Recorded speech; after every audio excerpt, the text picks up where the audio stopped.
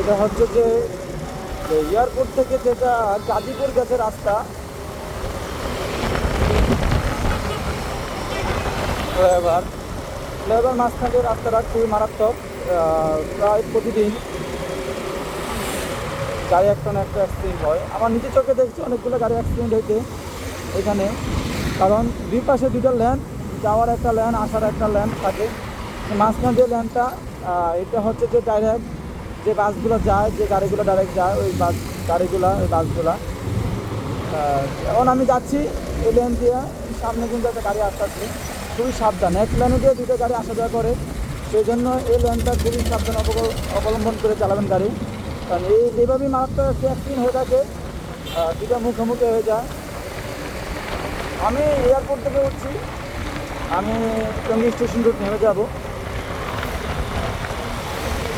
কিন্তু আমি মাঝখানে লেনে ঢুকার একটা উদ্দেশ্য যে আমি জ্যাম, এই যে পাশের যে ল্যান্ডটা আছে বামের ল্যান্ডটা, খুবই জ্যাম দেখেন, মারাত্মক জ্যাম। কারণ ওইখানে লোকাল বাস, তারপরে হলো যেগুলা উত্তরা, বিএনএস, জসীমউদ্দিন, রাজলক্ষ্মী যাবে, ওই বাসগুলো বাম পাশে ঢুকে।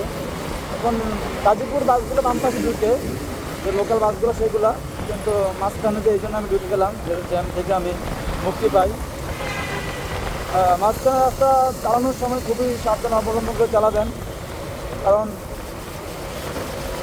সামনে থেকে গাড়ি আসে এবং আপনার যান গাড়ির মুখোমুখি হতে পারে যে কোনো সময়। এই যে মেইন রাস্তা দিয়ে কিন্তু উপরে ফ্লাইওভার আছে, ফ্লাইওভার এই যে দেখেন ফ্লাইওভার দিয়ে না চলে মানুষ নিচ দিয়ে যায়।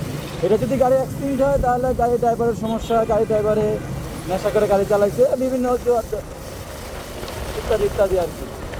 কিন্তু আসলে যে ফ্লাইওভার থাকা সত্ত্বেও মানুষ কেন যে নিচ দেওয়া যায়, সেটা কোনো দোষ না। বয়স্ক মানুষ অথবা কোনো প্রেগনেন্ট মহিলা যদি যায় সেটা মানা যায়, কিন্তু সুস্থ মানুষ গেলে সেটা কীভাবে মানা যায়? এই হচ্ছে বাংলাদেশের সিস্টেম।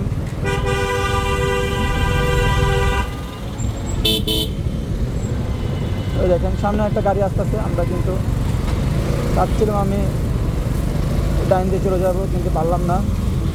এখন আমি ডাইনে নেব গাড়িটা, এই যে গাড়িটা, ওহো খুব সাবধান, বি কেয়ারফুল। এটা এরকম না যে এক লেনের গাড়ি, দুই লেনের গাড়ি, দুই দিক থেকে গাড়ি আসা যাওয়া করে, একদিকে গাড়ি যায় একদিকে গাড়ি আসে, এক লেন দিয়েই যে কোনো সময় গাড়ি অ্যাক্সিডেন্ট হতে পারে। এবং কি শুনলাম না প্রতিদিনই গাড়ি অ্যাক্সিডেন্ট হচ্ছে, আমার সামনে অনেক দিন গাড়ি অ্যাক্সিডেন্ট আমি দেখতে পাচ্ছি। আমি বর্তমানে আছি বিএনএস বিগত গত শনিবার নাকি শুক্রবারে আমার সামনে একটা অ্যাক্সিডেন্ট, এমনকি আমি একটা অ্যাক্সিডেন্টে থাকছিলাম, মারাত্মক লেভেল দুটা মোটরসাইকেল অ্যাক্সিডেন্ট হয়ে গেছে। রাস্তার ভিতরে গাড়ি নষ্ট দেখি ভোগান্তি, আল্লাহ তাআলা যে যার সাথে এরকম হয়, এই রাস্তার মাঝপথে গাড়ি নষ্ট, সে বুঝে যেটা ভোগান্তি কতটা। আজও পর্যন্ত আমার সাথে এরকম হয় নাই যে রাস্তার ভিতরে তেল শেষ গাড়ি, অথবা গাড়ি ইঞ্জিন বন্ধ হয়ে গেছে, আল্লাহ না করুক, এটাই দোয়া করি। শুধু আমার জন্য না, প্রত্যেকের জন্যই দোয়া করি যে রাস্তা এরকম কোনো সমস্যা গাড়ি নজর না দেখা যায়। আমি এখন চলে আসছি উত্তরা না, এটা হচ্ছে আবদুল্লাপুর। খুবই সাবধান, দেখেন রাস্তার ভিতরে পাগলও তো রাত্রে বাজে কয়টা, 9:50। আবদুল্লাপুর টঙ্গী স্টেশন রোড, টঙ্গী বাজার, তারপর হলো চেরাকালি, খুবই সাবধান। এখানে মোবাইল ছিনতাইকারী থেকে আপনারা খুবই সাবধান থাকবেন। পুলিশ ভাইয়েরাই যাচ্ছে রাস্তা পারাপার হয়ে। আমি সামনে যাই, আমি ডাইনে একটা করে নিয়ে নেব, রাস্তাটা খুবই চলে যাবো 3 মিনিটের মধ্যে আমি চলে আসছি এয়ারপোর্ট থেকে স্টেশন রোড। 3 মিনিট লাগতো না, আমার একটু কম লাগতো, কারণ কি আমি আবার মোবাইলটা হেলমেটের ভিতরে দিক করছি, খুব বার মোবাইল, সেই জন্য পড়ে যাবে। আমি গাড়ির গতি 60-55 উঠেছি। রাস্তা ক্লিয়ার ছিল, আমি চাইলে হয়তো 70-80-90 উড়াতে পারতাম, কিন্তু উঠাই নাই।